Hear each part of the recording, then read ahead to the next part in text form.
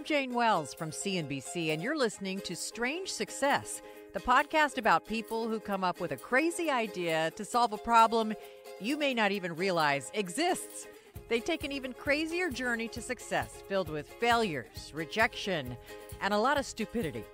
If you like weird stories with profitable outcomes, and who doesn't, subscribe to Strange Success on whichever podcast platform you use.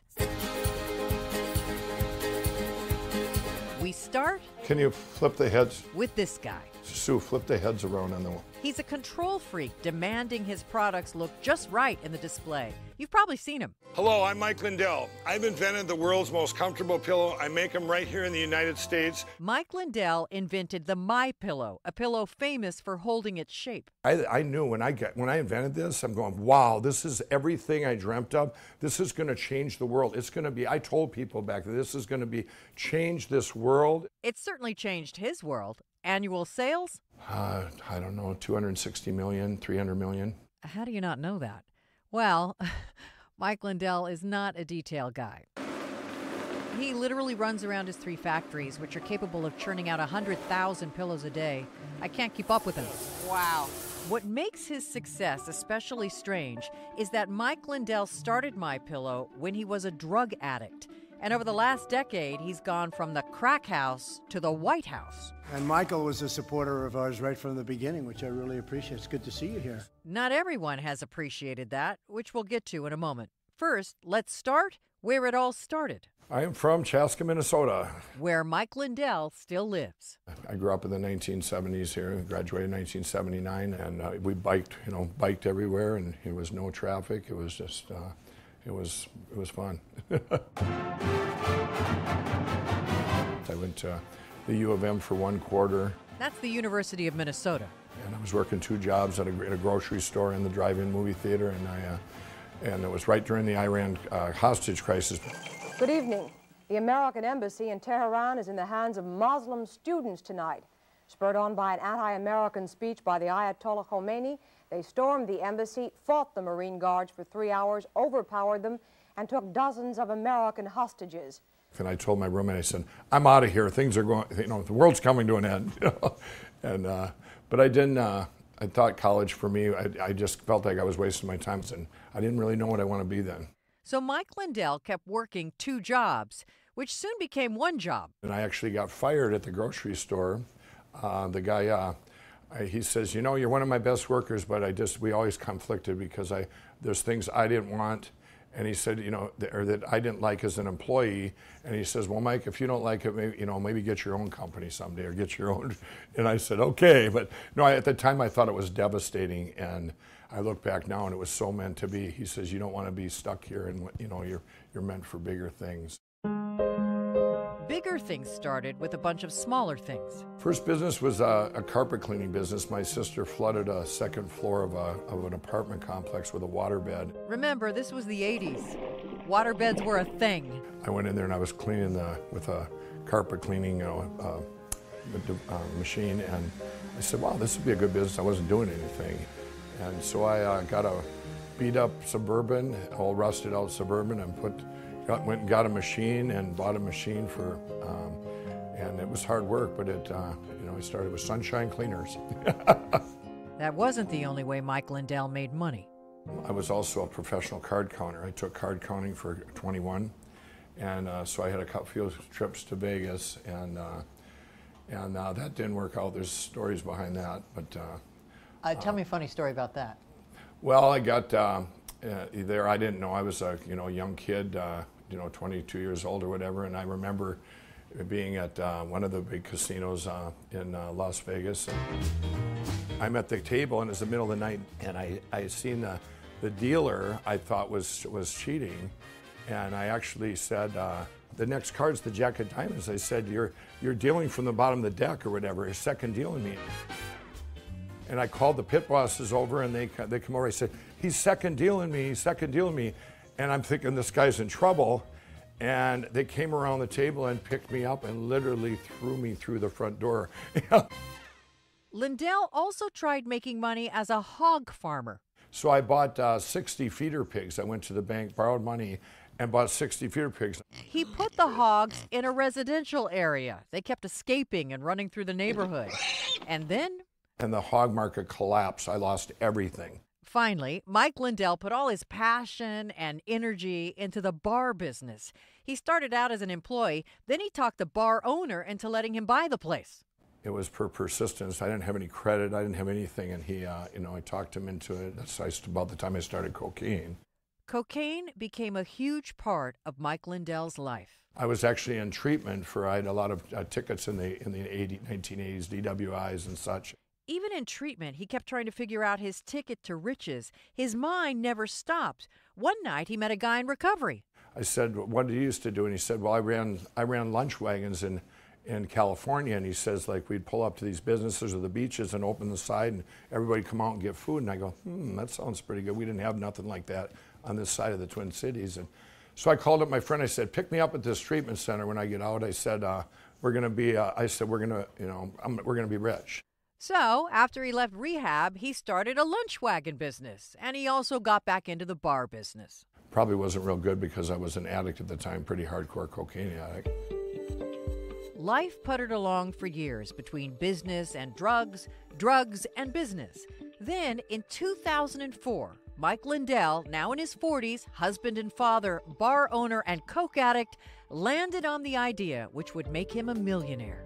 How did you get the idea for the pillow? The pillow came to me in a dream, and actually it was the name, the MyPillow, the logo, the name first. Backing up for a moment, Mike Lindell always had a thing about pillows. I was 16 years old at the Super Value store in Chaska, Minnesota, working as a bag boy, and one of my checks, I went out and bought a $70-some pillow in 1977. That was like the most expensive pillow you could buy. Who does that as a teenager? And I wasn't on drugs then or drinking. 30 years later, Mike Lindell was on drugs and drinking.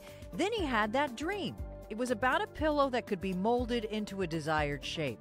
He believed it was a message from God. I got up in the middle of the night, it was about 2 in the morning, and I had MyPillow wrote everywhere in the kitchen and all over the house. And one of my daughters at the time, she came upstairs, she looked around, she goes, "Well, what are you doing, Dad?" She's like 10 years old, and she came out to get a glass of water, and I said, "I've got this idea for this pillow. It's going to be called MyPillow. What do you think about it?" And she looks at me. She goes, "That's really random." And she went back downstairs. Lindell was so passionate about the pillow, he says his addiction took a back seat, though only for a while. He taught himself to sew and bought foam, and he dragged in his son Darren, who was in elementary school at the time. And he'd come home from school, and we had like 94 different foams and stuff to put in there, and we would tear endless hours tearing and trying different things. And some days he goes, he's kind of trying to avoid me. I'm going, "Come on, it'll be fun." "It's not fun, Dad." There's foam flying around the neighborhood. So this is a hammer mill. This is an old piece, the guts of it are an old piece of a farm equipment. Lindell is showing me an old rusted machine he bought and retrofitted to make his first pillows in 2004. Back in the day, I had to change these grids. It was actually that I did it myself. For each piece, it took hours and hours to make, maybe 12 pillows, After making a few hundred pillows, in 2005, Lindell tried to sell them. I went down to a local, it was a Bed Bath & Beyond, and I went in there first. I said, "I have the best pillow in the world. How many would you like?" And they're going, "Okay, you need to leave." It's like, it was a complete shutout. And so I was turned down everywhere, and I didn't know what to do. And my brother-in-law's brother, he said, "Well, Mike, why don't you do a kiosk?" I said, "Well, what's a kiosk, and how do you spell that?" I mean, I had no idea what a kiosk was. And so we borrowed money from my ex-bookie to get this kiosk. Actually, I'd remortgaged my house. I borrowed money from him. That comes a little later. As you can see, Mike Lindell's conversational style jumps around as quickly as his brain does. To get this kiosk, it was about $15,000. And we only sold 80 pillows during that whole Christmas stretch. He was way in debt. But there was hope, because the people that had bought during those 80 that had bought, almost everyone had come back and said, "This is amazing." So yeah, you had that. So I knew, it had something that was divine. I was there the one day, and this guy asked me, he had bought a pillow, and he said, I said, "Can I get your card?" And I said, "Oh, I'm all out of cards." I didn't have cards. Lindell wrote his name and number down on a piece of paper, and the guy called him. He said, this pillow changed my life. It created a miracle in my life. Turns out the guy was part of the local home and garden show, and in 2006, he invited Mike Lindell to bring MyPillow to the innovation exhibit. It was a hit. We sold out those 400, and then applied for the Minnesota State Fair, and I got in there that first year. But with these shows, now I knew I'd be able to support my family. Unfortunately, Mike Lindell also made enough to double down on his drug habit. How long you been clean and sober? So January 16, 2009. So you started MyPillow while you were still an addict. People say that all the time. They say that's one of the biggest miracles ever. I was a functioning cocaine addict, and then I got into crack cocaine. It's a different drug. In 2008, 4 years after launching MyPillow, Lindell tells the story of the darkest night of his life.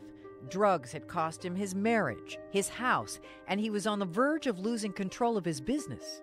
I was up for days, a couple weeks, and the three of the biggest dealers in the cities in Minneapolis here, I was staying down there. Where? And, what's that? Where were you staying? In the bad part of Minneapolis, okay, in one of the dealers' house or apartments. And the one guy leading says, you're going to bed, and none of your guys are going to sell you anything until you go to sleep. And then one guy said, he goes, you're our only hope. Mike Lindell was the only crack addict any of them knew who had achieved some success in life. So they did this little intervention, and then two of them leave and say, none of my people are selling to them. Well, the other guy's sitting on the chair, and I'm looking over doing one of these. Lindell is looking out of the corner of his eye. He said, how much do you have left? I had like 2 crack rocks left, and I smoked them, and he's waiting for me to go to sleep, that he's gonna wake me out, and he fell asleep. So I snuck off and down hit the streets, and it was about 3:30 in the morning, and I'm not kidding, I could not, nobody. And I'm going, I have $100 for $5 worth. And these are addicts on the street. These are, and then I'm going, okay, how could they get the word out? How do they know, notice me? I'm trying to hide my mustache and everything. Okay, nobody knew who I was then, but still it was like they must have described me, Mike Lindell says no one in Minneapolis would sell him crack that night. So I get back defeated, and I get back to the apartment. The dealer was awake now. And he's sitting there, and he goes, how'd that work out for you? And I'm just all upset. And he goes, give me your phone. He said, he says, I'm gonna take a picture. You're gonna need this for your book. Buried deep in Lindell's phone are 2 pictures he claims the dealer took of him that night. In both, his bloodshot eyes stare into the camera, exhausted and angry. That's actually gonna be on the cover of my book, the picture he took. That was March 2008. But wait, didn't he say he hit bottom in January 2009? A lot of more stuff had to happen throughout those 9 months. Like an epic battle for control of MyPillow. Pretty much everything that could go wrong was going wrong. Until finally, that January night, Mike Lindell decided it was time to stop taking drugs. I compare it to, you have a little dot on the TV, the old black and white TVs where the little dot, and you turn it back on right before that dot and it should come back to life.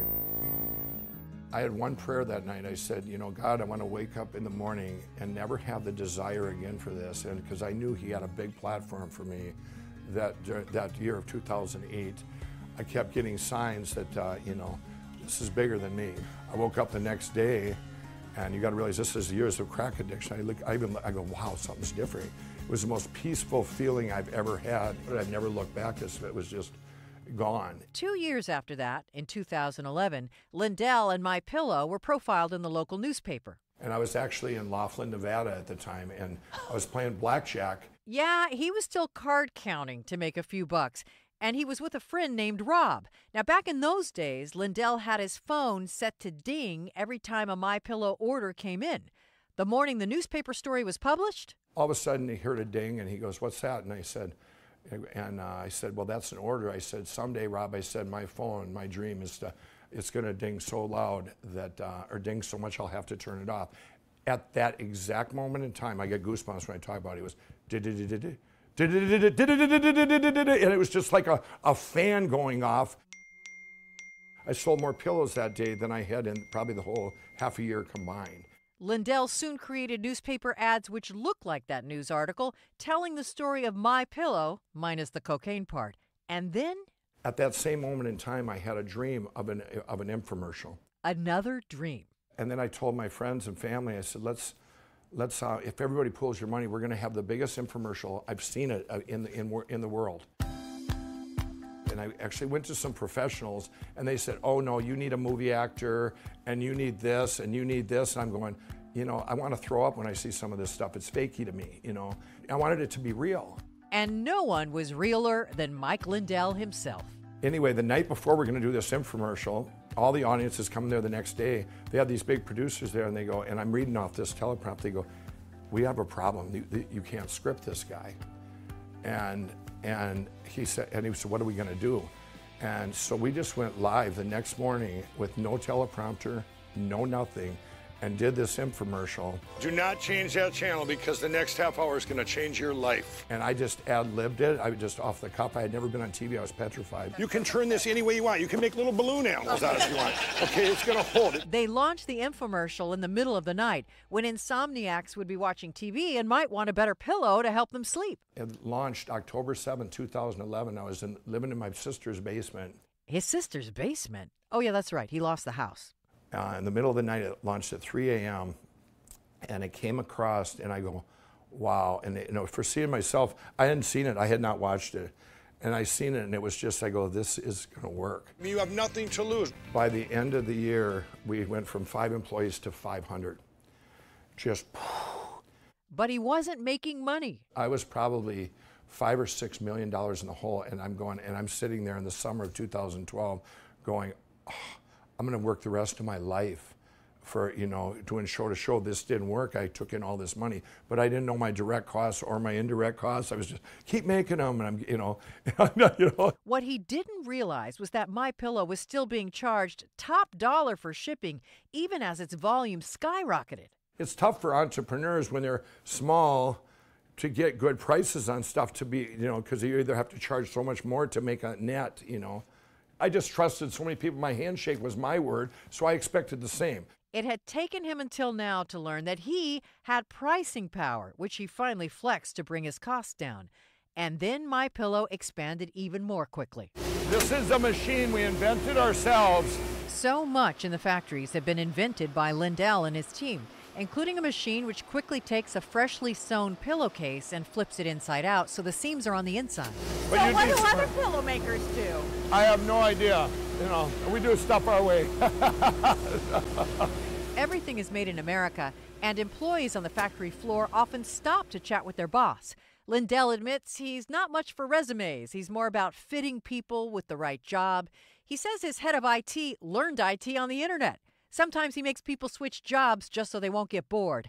And he tries to avoid firing anyone. Well, first of all, we hire people that, you know, a lot of times are unhireable. Including at least one person from his crack addict days who got clean. If you see a deviation in somebody's work, we don't have like typical HR where they build a file on you and they fire you.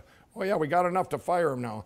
Well, what we do if something's wrong, and let's say it's a no-call, no-show, we find out why, and then we get them help, whatever that need may be. You know, let's say your wife left you or whatever, and I don't feel like coming into work either. So when people are work for us, I had one employee that wasn't sure, he was chronically late. We found out that he was walking 12 to 15 miles to work, and I bought him a car. And the other employee goes, well, why don't I get a car? Well, you didn't walk to work every day for 6 months. Of all my employees, there's probably 1,500 now. Almost all of them, at least a third of them, have my direct cell phone number. One of those employees is the son who helped create the product back in elementary school. Yeah, this is the guy that tore the foam on the deck. Hi, Darren. Darren Lindell is now in his 20s and helps manage the factory floor. He's got my, I don't know what you would call it, that entrepreneurial spirit that he can see stuff outside the box, like deviations and what this will mean in the future, where projections, without having to do some big PowerPoint and figure it out. It's amazing seeing some of me and him. Not everything. He doesn't have all the. He's got the good stuff. Yeah. So the perfect ending, right? 1,500 employees, hundreds of millions in sales, product expansion into sheets, dog beds, mattresses for millennials. But wait.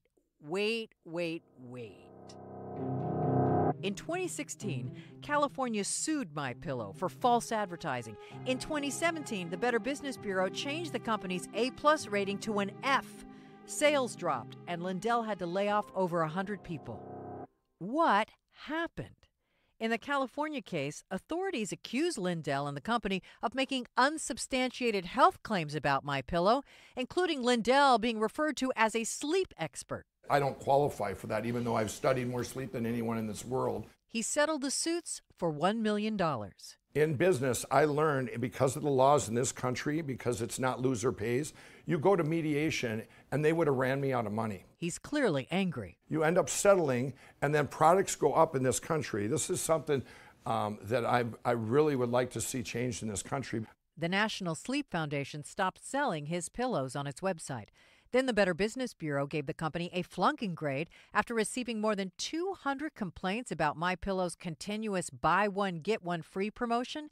Under its rules, a nonstop sale isn't really a sale. That was such a farce from an A+ to an F because their guidelines say I shouldn't run my ad over Christmas and my 2-for-1, buy one, get one free, because according to their guidelines, you can't run it more than 6 months. Well, you've never had a more successful infomercial in history. The BBB also said the company violated rules against calling something a discount when you manufacture the product yourself.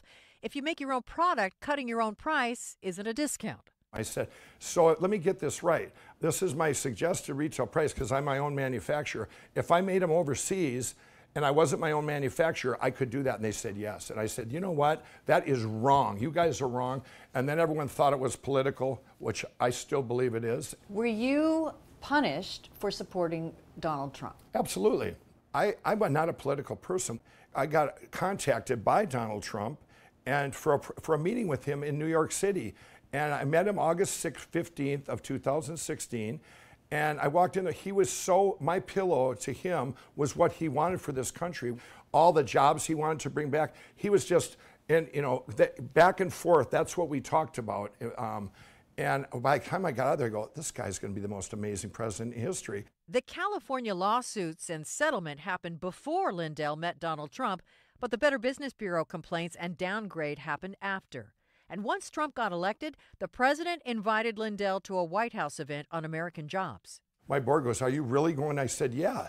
I said, I met the guy, I mean, he's amazing, and he's going to change this country, and there's going to be great things coming out the other end, and I still believe that to this day.